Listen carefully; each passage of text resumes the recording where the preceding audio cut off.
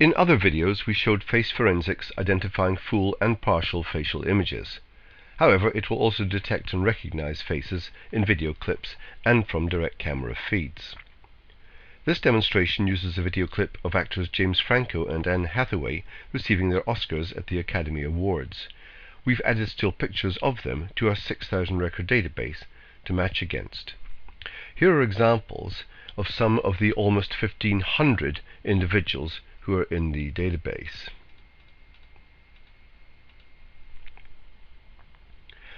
If I take the record for Roger Banderas here, there are 4 photographs of him,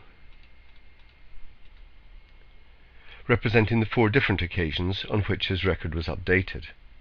If, for example, he'd just been arrested and refused to give his name, we can simply click Compare,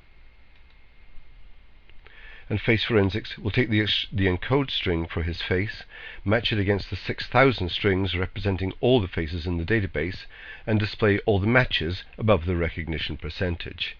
Here they are.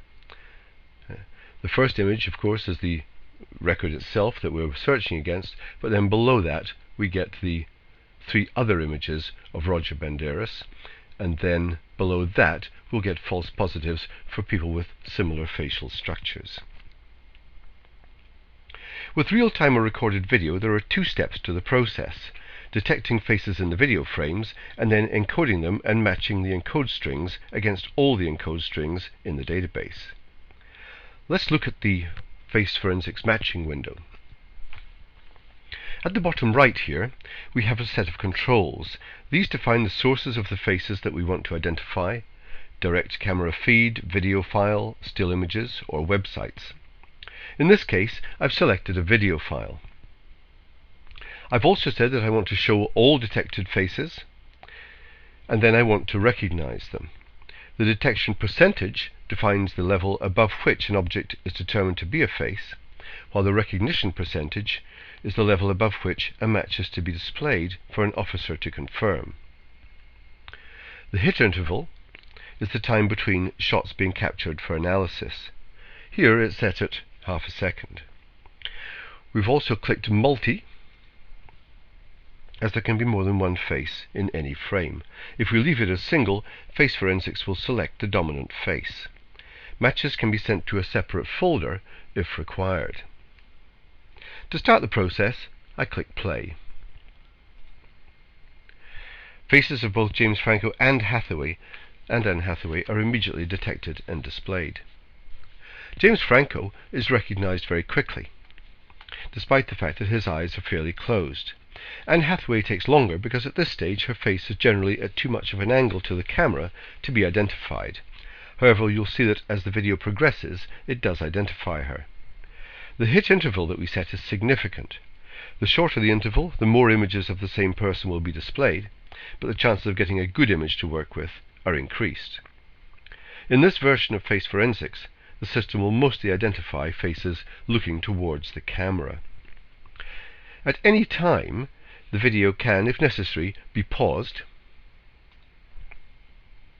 and individual frames moved through frame by frame.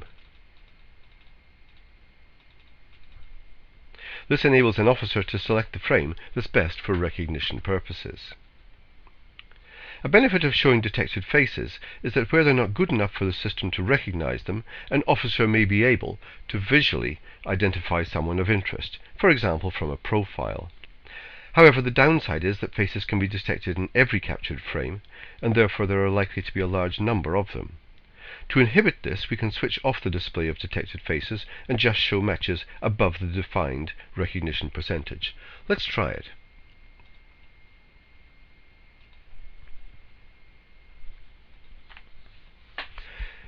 In this case, many fewer images are displayed, so it's much easier for an officer to work with. Again, Anne Hathaway takes longer, but she will come up. What's actually happening here is that Face Forensics will detect all the faces in a frame, encode them, match the encode strings against the strings of all the 6,000 faces in the database, and display the ones that match. We've asked it to do this every 1/10 of a second. This is why multi-core processors are really useful. One core handles the detection and encoding, while others can do the matching. Towards the end of the video, we'll see a couple of false positives, i.e. people whose facial characteristics are similar to a face in the database, but are not actually of the same person. A key requirement with video facial recognition is to keep these to a minimum so that officers surveying the matches are not swamped, while not setting the recognition percentage so high that false negatives are generated. It's worth noting that for a face to be recognized, there should be at least 50 pixels between the eyes, so a small face in a classic 7-11 video clip is unlikely to work.